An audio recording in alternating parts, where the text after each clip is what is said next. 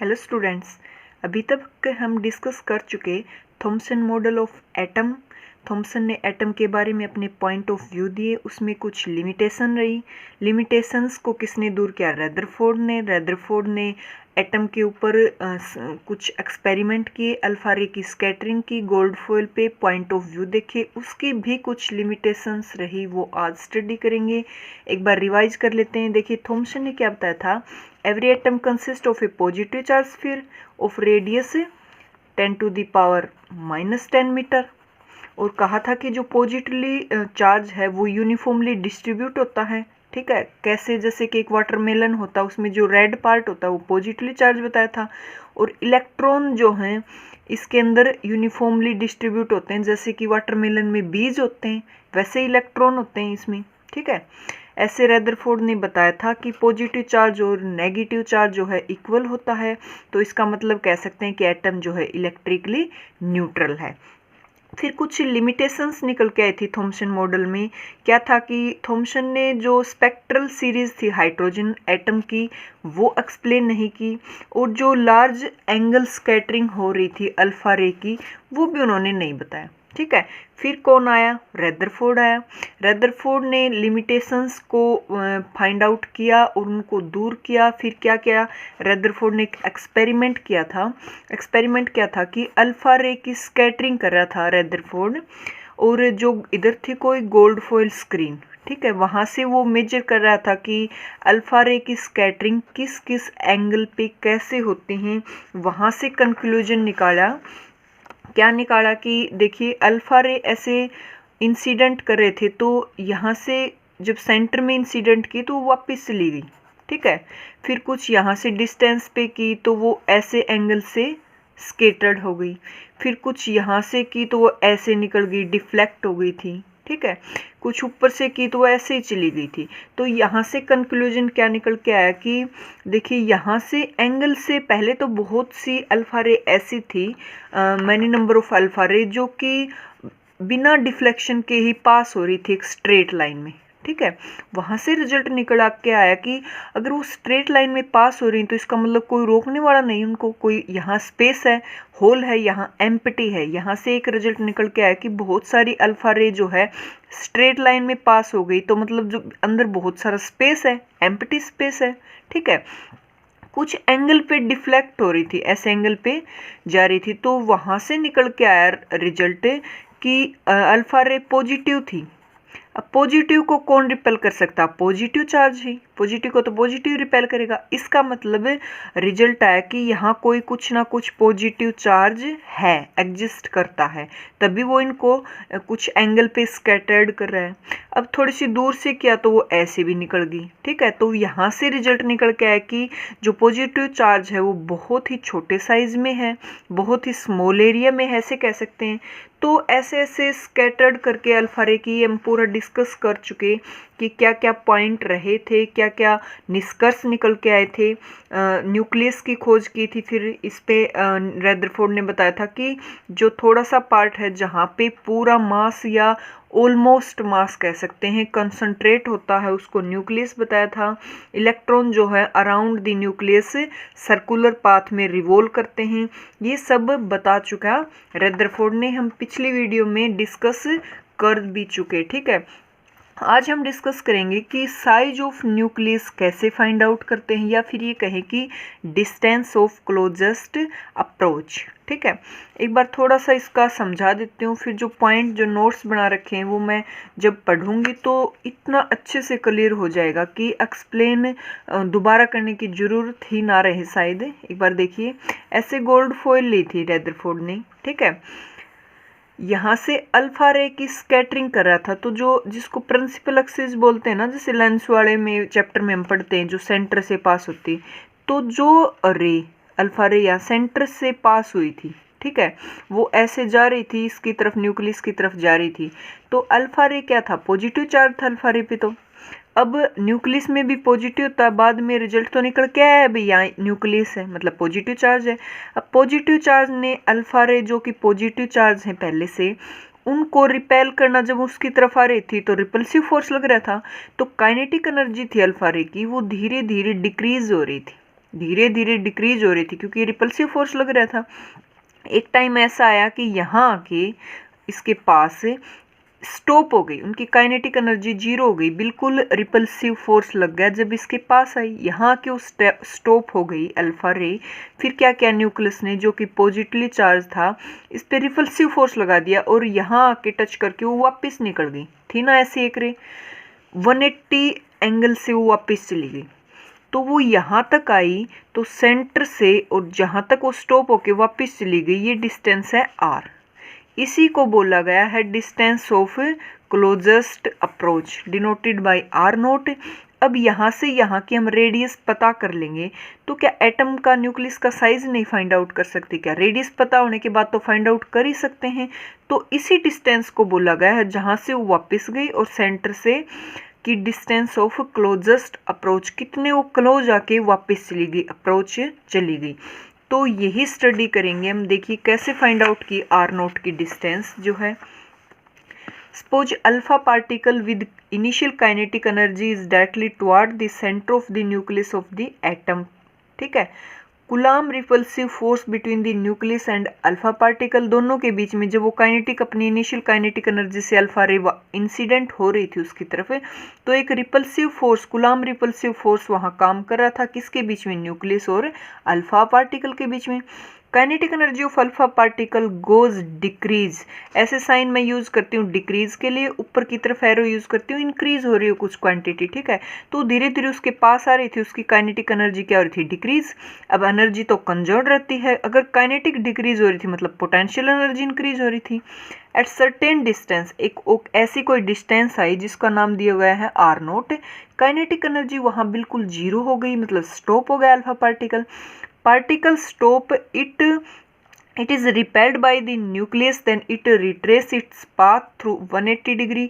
अब उसने क्या किया, न्यूक्लियस ने उस पर रिपल्सिव फोर्स लगाया जिसके कारण वो रिट्रेस हो गया पाथ उसका, और किस एंगल से, 180 डिग्री से। तो जो आर नोट है उसी को बोला गया डिस्टेंस ऑफ क्लोजेस्ट अप्रोच। समझ आ गया अच्छे से कि कहाँ से वो मुड़ के गई, तो सेंटर से और वहाँ तक की distance is are naught, which is known as distance of closest approach. अब चार्ज क्या था अल्फा पार्टिकल पे, जेड ही होता है, तो 2e, Z is equal to 2 in alpha particle, because helium atom के इक्वल होता है, तो 2e। न्यूक्लियस का चार्ज कितना, जेड ई।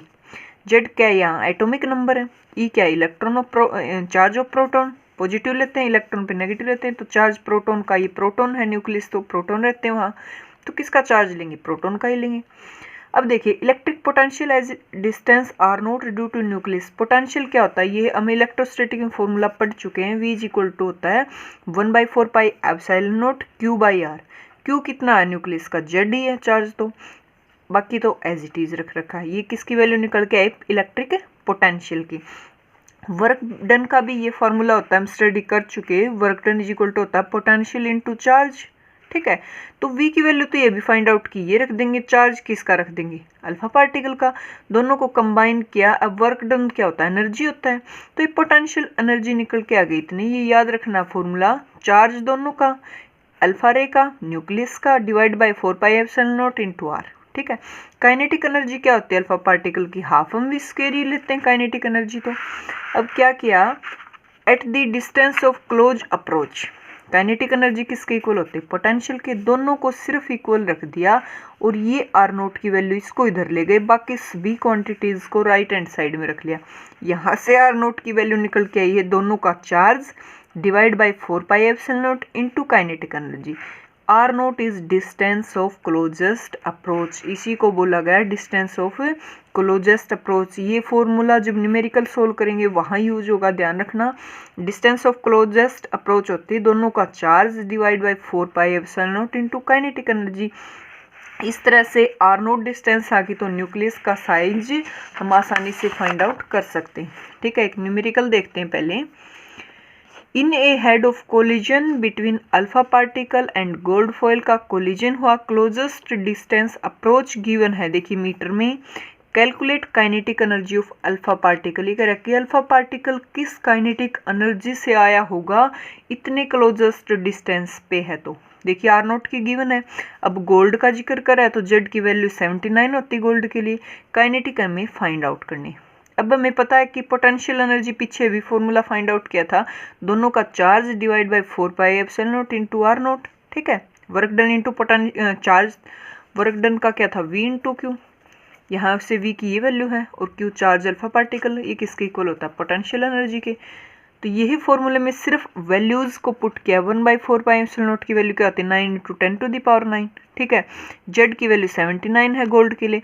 इलेक्ट्रॉन, इलेक्ट्रॉन मतलब इलेक्ट्रॉन का square, 1 electron is equal to क्या होता है 1.6 10⁻⁻19। 2 कांस्टेंट एज इट इज रख दिया। आर नोट की वैल्यू गिवन है, सोल आउट करके दिस जूल पोटेंशियल एनर्जी निकल के आई है, या काइनेटिक, दोनों इक्वल ही होते हैं। Kinetic potential energy both are equal at the closest of distance पे। ठीक है, किसकी निकल के जूल में, यूनिट जूल में रखेंगे। अब देखिए नेक्स्ट टॉपिक हमारा इम्पैक्ट पैरामीटर। एक बार थोड़ा सा इसका भी रिवीजन करते हैं ताकि बहुत ही अच्छे से क्लियर हो जाए हर पॉइंट। देखिए ऐसे फिर से हम स्क्रीन लेते हैं गोल्ड फॉइल की, न्यूक्लियस। ठीक है, अब यहाँ से इधर से जो सेंटर है जिसको मैंने प्रिंसिपल एक्सिस बोला था अभी, यहाँ से इंसिडेंट करेंगे अल्फा रे सेंटर से, तो वो यहाँ टच करके वापस चली गई। अब यहाँ सेंटर से थोड़ी सी डिस्टेंस पे हमने अल्फा रे, तो वो ऐसे कुछ एंगल से स्कैटर्ड हो गई। ठीक है, फिर यहाँ से थोड़ा सा और ज़्यादा डिस्टेंस लिया तो वो ऐसे डिफ्लेक्ट हो गई थी अल्फा रे। ये तो एक्सपेरिमेंट हम कर चुके। और ज़्यादा लिया तो वो ऐसे जा रही थी बहुत दूर से, और ज़्यादा लिया तो ऐसे। मतलब क्या रिजल्ट निकल के आया, ये डिस्टेंस जितनी इंक्रीज हो रही थी न्यूक्लियस का फोर्स अल्फा रे पे उतना ही डिक्रीज हो रहा था, क्योंकि अभी पीछे भी इलेक्ट्रोस्टैटिक जो फोर्स है वहाँ पढ़ेंगे, फोर्स जो है इन्वर्सली प्रोपोर्शनल होता है डिस्टेंस के स्क्वायर के। अब डिस्टेंस जितनी इंक्रीज करेंगे फोर्स तो उतना ही डिक्रीज होगा। देखिए निकल नहीं, कोई एंगल से डिफ्लेक्शन ही नहीं हो रहा जितना इंक्रीज करते हैं डिस्टेंस। तो जो प्रिंसिपल लाइन है ये, वहाँ से एक अल्फा रे का जो डिस्टेंस है ये बी, इसी को बोला गया है इम्पैक्ट पैरामीटर। ठीक है, और जो एंगल है ऐसे लाइन खींच के, ये एंगल देखो कितना ज़्यादा है, फिर अगला ये देखो कम है, थीटा एंगल, इसको बोला गया स्कैटरिंग एंगल। कितने एंगल से स्कैटर्ड हो रहे हैं, तो बी की वैल्यू जितनी इंक्रीज कर रहे हैं थीटा की वैल्यू उतनी ही डिक्रीज हो रही है। देखिए यहाँ बी की वैल्यू बहुत ही कम है, तो कितने एंगल से देखो 90 से भी ज़्यादा एंगल से स्कैटर्ड हुआ है। और बी की वैल्यू इंक्रीज कर दी यहाँ तक, तो यहाँ तक हुआ था, देखो ये थीटा की वैल्यू कम है, नेक्स्ट और भी कम आएगी। ठीक है, तो यहाँ से क्या कंक्लूजन निकल के आया, बी इम्पैक्ट पैरामीटर वो इंक्रीज करेंगे तो थीटा की वैल्यू क्या हो जाएगी, डिक्रीज हो जाएगी। देखिए एक बार पॉइंट्स पे आते हैं। Impact parameter, impact parameter is defined as the perpendicular distance of the initial velocity of the alpha particle from the centre line. Centre line जिसको हम प्रिंसिपल एक्सिस बोली थी ना, वो सेंटर लाइन, वहाँ से जो डिस्टेंस है ये कह रहा है इनिशियली जब हम इंसिडेंट करते हैं अल्फा पार्टिकल की, of the nucleus when the particle is far away from the nucleus of the atom, वो न्यूक्लियस से कितनी दूरी पे जा रहा है उसका मेजर करते हैं एंगल से, उसी को बोला गया है इम्पैक्ट पैरामीटर की। सेंटर लाइन से जितनी डिस्टेंस पे अल्फा रे इंसिडेंट करेंगे और वो न्यूक्लियस से कितनी दूर से जाती हैं। ठीक है, बी को बोला गया इम्पैक्ट पैरामीटर। देखिए ये बी है, ये तो सेंटर लाइन है, वहाँ से अल्फा रे इंसिडेंट किया उसके बीच का डिस्टेंस को इम्पैक्ट पैरामीटर बोला है। और वो स्केटर्ड होके ऐसे सेंटर लाइन से जितना एंगल बनाएंगी theta, this is scattering angle. ठीक है, वी नो दैट, हम जानते हैं कि फोर्स जो डिस्टेंस के इन्वर्सली प्रोपोर्शनल होता है। ये डिस्टेंस जितनी इंक्रीज करेंगे फोर्स न्यूक्लियस उतना ही डिक्रीज होगा, कम लगाएगा। ठीक है, when impact parameter is large, ये डिस्टेंस जितनी लार्ज होगी alpha particle with debit through a much smaller angle, उतने ही स्मॉल एंगल से डेबिट करेंगे अपने पाथ को अल्फा रे। इफ़ बी स्मॉल, अगर कम लेते हैं इम्पैक्ट पैरामीटर की वैल्यू, कम मीन्स ये देखो और कम ले सकते हैं यहाँ तक ये। ठीक है, अब उतना ही फोर्स तो लार्ज होगा, लार्ज होगा तो अल्फा पार्टिकल जो हैं स्केटर्ड होंगे एक लार्ज एंगल से। बी जीरो ही ले लेते हैं, सपोज करो बी जीरो का मतलब क्या होता है, सेंटर लाइन पे ही जा रहा है अल्फा पार्टिकल। एंगल देखो सबसे ज़्यादा था 180 डिग्री पे, ये रिट्रेस कर गई थी अपने पाथ को जब यहाँ से इंसिडेंट कर रहे थे सेंटर लाइन से। ठीक है, अल्फा पार्टिकल रिट्रेस कर गई थी पाथ को। तो रदरफोर्ड ने एक फॉर्मूला कैलकुलेट किया था जो कि रिलेशन शो करता है इम्पैक्ट पैरामीटर के बीच में और स्कैटरिंग एंगल के बीच में, बी और थीटा के बीच में। This is that formula is this, B is equal to 1/4 pi epsilon naught. Z E square cot theta by 2 by E is kinetic energy of the alpha particle. तो ये दोनों के बीच में relation theta is this and B is this, ठीक है। Impact parameter भी हम कर चुके। अब हम पढ़ेंगे नेक्स्ट इलेक्ट्रॉन ऑर्बिट्स। इलेक्ट्रॉन पढ़ तो लिया हम कि around the nucleus in circular path में वो रिवॉल्व करते हैं, बट किस ऑर्बिट में कैसे ऑर्बिट होता होगा, कैसे रिवॉल्व करते हैं वो सब देखेंगे। देखिए ये न्यूक्लियस है, इलेक्ट्रॉन है, यहाँ रिवॉल्व कर रहे हैं। नेक्स्ट उनका ऑर्बिट होगा, वहाँ इलेक्ट्रॉन ऐसे रिवॉल्व कर रहे हैं। तो जब इलेक्ट्रॉन न्यूक्लियस के राउंड रिवॉल्व करता है, वहाँ एक सेंटीपिटल फोर्स लगता है। सेंटीपिटल फोर्स तो पता ही होगा, जो सर्कुलर में जैसे कि सन के राउंड अर्थ है, तो वहाँ एक सेंटीपिटल फोर्स लगता है अर्थ और सन के बीच में, ताकि वो सर्कुलर मोशन फॉलो करे। तो इलेक्ट्रॉन जो हैं न्यूक्लियस के राउंड सर्कुलर पाथ में रिवॉल्व करते हैं। कौन रिस्पॉन्सिबल होता है इसके लिए? Centripetal force.